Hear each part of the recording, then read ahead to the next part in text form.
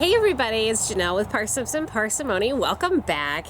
Today is finally my seed haul for 2020. I put my order in for Baker Creek seeds some almost 4 weeks ago, and they just arrived a little late, but I'd rather have them than not have them at all. So I wanted to show you guys what I got, where I got it, and how much I ended up spending on all of these seeds. If you're new to our channel, please be sure to hit the subscribe button and hit the bell notification so you get more videos when I post them. Particularly since we're coming into the garden season, you're going to be seeing more of our gardens. A little history about my gardening experience. I've been doing this, we've been married 18 years, so we've been gardening for about 17 years. The first couple of years at another location was like a complete failure.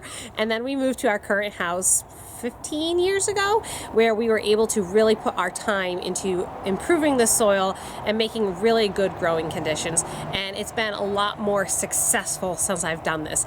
If you haven't seen our videos of how much food we pulled out of the garden in our garden year, I'll put the links for those videos down in the description below. We like to keep track of how much we actually pull out of our garden in a garden season, so we know, was it a good year, was it a not so good year, what did really well, what didn't do so well.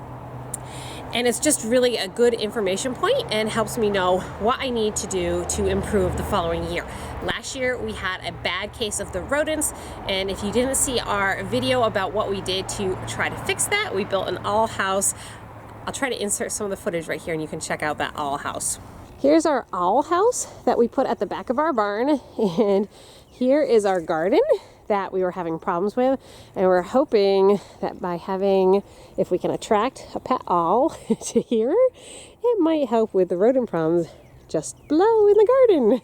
We're hoping that the owl house will attract some owls and also help with some of our rodent problem that actually devastated our garden last year and cut our overall produce in half. That's awful.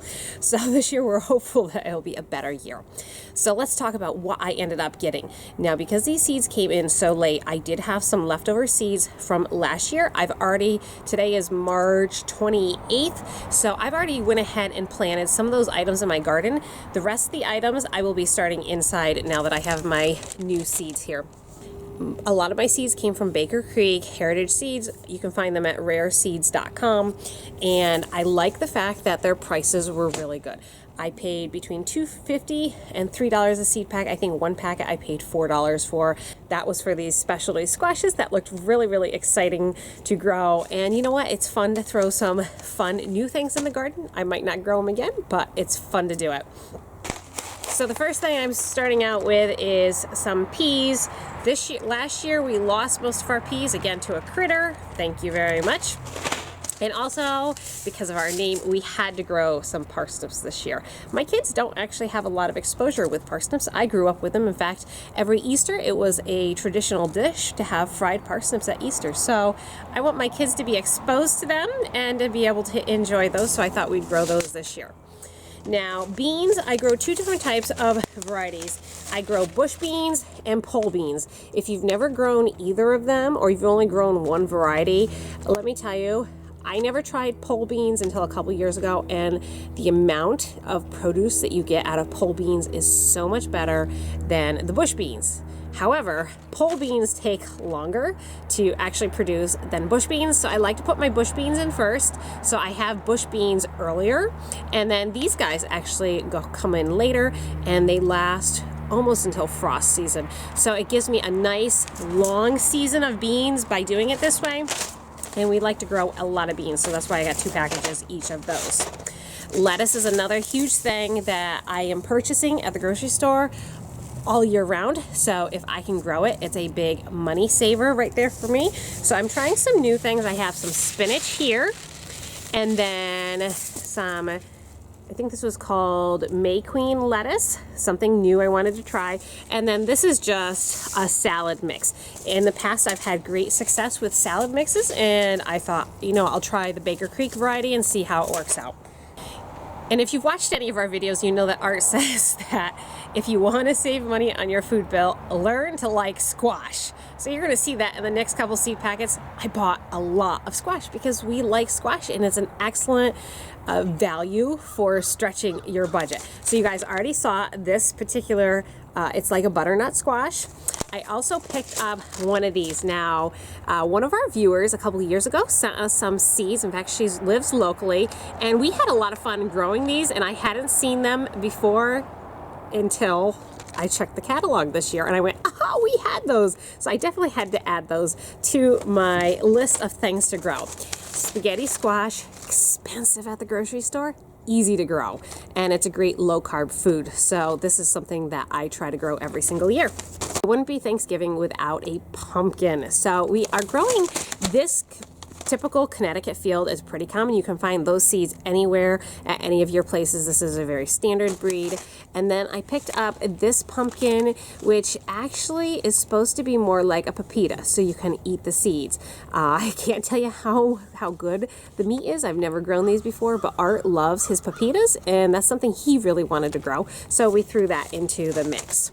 When I was at our local Agway, I don't know if Agway is all across the U.S. or not, but it's a farm and garden store, and they've had these guys, and I went, oh, those look like little patty pans. And I thought, you know, I'm gonna try these because these are really fun. These guys were $1.99, not a bad price for getting them locally.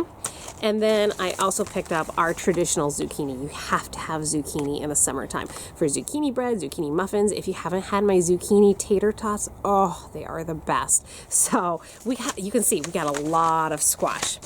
We also grow cucumbers for dill pickles. We love our dill pickles. If you've never tried my dill pickle recipe, oh, they are amazing.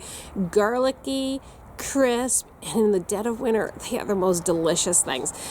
I try to stick with the pickling cucumbers because they're nice and crisp when you process them, and that's what we absolutely love. I also picked up a new variety of beets. Usually we grow red beets, but several years ago we had a friend who belonged to a local CSA, and he shared some of his produce with us, and some of them were yellow beets, and they were delicious. The kids loved them. So I thought, you know what, let's try the yellow beets this year. I've never grown them before. I've grown beets before, but not the yellow variety, and I thought that would be something fun, and the kids liked them last time they were given to us, so let's try it. Now, peppers are one of those things, we're in a zone 5, I think it's a 5A is how they technically consider it. So for zone 5A, you really need to give your peppers a good head start. And I went ahead, these guys, I knew were not going to get in time. So I went to, trying to think where I went. I think it was at the same farm and garden store, and I picked up 3 different varieties of peppers. These are jalapeno peppers. We have to have our jalapenos for our salsa. You can see they've already actually been opened. I already started these plants inside. They were $1.89 each. Then I picked up just a nice rainbow mix of peppers along with sweet banana peppers. We love, these are pretty traditional for us to grow these 3 varieties, and last year was not a good year for our peppers, so we're hoping that this year we can do a little bit better. Along the same lines, we have eggplant, and these just came in, so I'm trying 2 different varieties. This one is a smaller variety, and then this one is just your normal, like your dark purple eggplant. And we like our eggplant. It's great on pizzas in the winter, so we eat it during the summertime when it's actually ripe, but then I also freeze it so we have it for later on in the winter. The last 3 vegetables that I got from Baker Creek Seeds is basil, pretty traditional. We have to have basil to go on your pizzas and in your salsa. And then we're trying 2 brand new varieties of tomatoes here. So we have Bonnie Best, which is a really nice slicer, but then I wanted to try this Hungarian Heart. This is like an Italian paste tomato, and I'm looking forward to using this. We use paste tomatoes in our salsa because it gives it a nice, thicker variety of salsa instead of something that's really watery. So this is going to be primarily my salsa and my tomato sauce. Tomato, and then this will be our slicer. Now, of course, you guys know that you can mix and match, and you know the product will still come out just as good. It's just the texture may be a little different, but I will definitely be using all the tomatoes that we harvest to make canned tomato sauce and also do tomato salsa. Last year was such a bad year. I didn't have an opportunity to can much. I think we ended up getting 12 quarts of tomato sauce and only 6 quarts of salsa, which is pretty low for us, but I'm thankful that we got anything considering how last year went. Now, the last thing I got from Baker Creek Seed is echinacea. Last year I had echinacea in my garden. In fact, I've had it for 3 years, and then my chickens decided to dig it up. So I no longer have echinacea, and I wanted to go ahead and replant this. And my goal this year is to actually do some research and learn how to harvest it and prepare it into capsules. That's something that I really want to learn how to do, and learn more about homeopathy and using herbs and medicinals and things like that. It's going to be a long journey, I realize that, but I wanted to start with the echinacea. That's something that we take in our family on a frequent basis, and I thought, you know, it's a good thing to learn. When you order from Baker Creek, they also send you free seeds. How cool is that? And so they sent me some dill. You can never have enough dill for those dill pickles, and which is good because I didn't order any. And then some cosmos. So my traditional thing to do with cosmos is I take cosmos and I also layer it within some zinnias. And I actually purchased these zinnias. In fact, all of these flower seeds right here, I purchased at Walmart for 20 cents a package. What an amazing steal of a price. I was so excited to find them. They didn't have any vegetables. They only had flowers at the time. And 20 cents a packet is definitely my buy price. And so I went ahead and got the zinnias along with the marigolds. Those are my standard flowers that I grow around my house. And if you've never grown zinnias or cosmos around your garden, put them near your tomato plants. And the reason being is that these flowers attract the braconid wasp. Now, the braconid wasp is a parasite for tomato hornworms. And I couldn't figure out why. One year, my tomatoes had tomato hornworms, but they weren't eating anything. And I'm like, this is really weird. And when I looked at the hornworms, they had these little white things all over, dotting all over their back. And there was these really weird wasps. And I'm like, what is this? And upon some research, the braconid wasp lays its eggs on the tomato hornworm, which actually ends up killing the tomato hornworm so they don't do any damage to your garden. So by layering the cosmos and the zinnias next to my tomatoes, it actually prevented an infection of tomato hornworms in my tomatoes. Who knew? Really cool things you can learn about companion planting and things like that. If you haven't tried it, try it. It's a lot of fun. It makes your garden pretty and it helps your tomato plants.